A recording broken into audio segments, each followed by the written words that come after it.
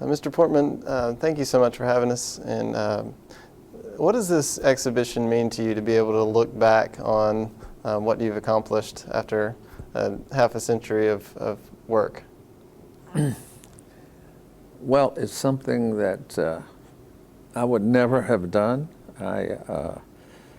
Michael Shapiro is the guy that came up with the idea, and other cities in our country. And I agreed, not realizing what I was getting into. It turned out to be really a lot more effort than I had planned on. But what was unusual about it is it made me look back. And I've spent a life looking ahead.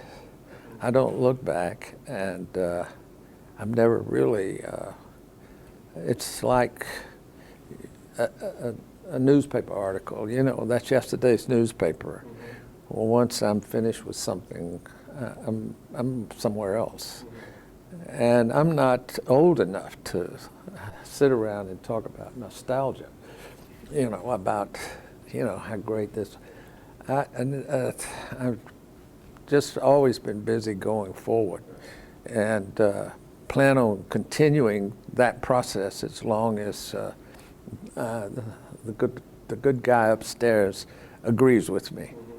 And, well, there's been a lot of talk, you know, even just today about transforming of skylines and how, you know, I was looking at in the exhibition 1962 Atlanta, 1992 Atlanta, and the comparisons there. Is that something that you intentionally did, or did you do that piece by piece, transforming these skylines? No, I absolutely. No, it was a master plan approach.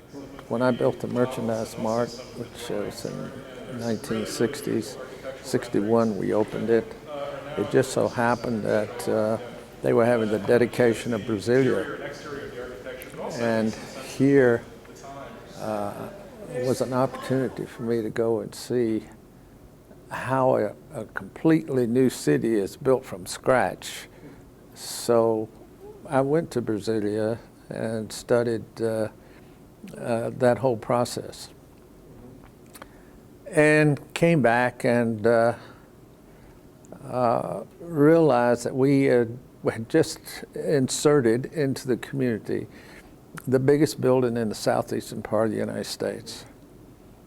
And it didn't make sense to stay focused on just that without thinking about what's going to go on up and down the street and across the way.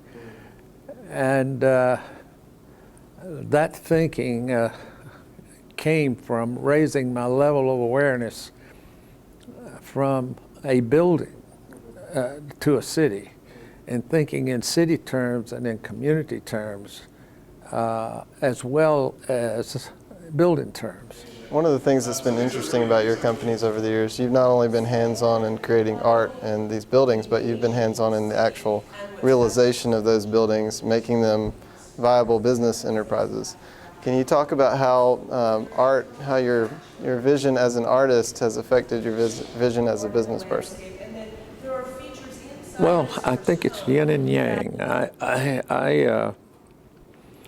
You can have the greatest vision in the world, but if you can't marry pragmatics to it and make it a reality, it's a daydream.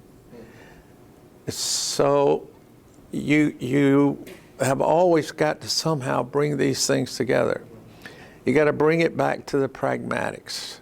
And the pragmatics involve everything, the cost of it, how it can be operated, and on and on and on I can go.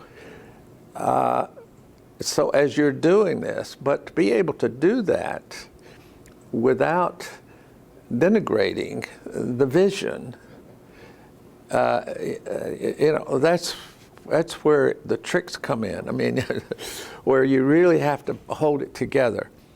And if I concentrate only on the pragmatics and just make this work and make that work, and you have to think of it holistically, and holistically as a living thing, not just as a mechanical thing. or a technological thing. And I am more interested in people than I am things.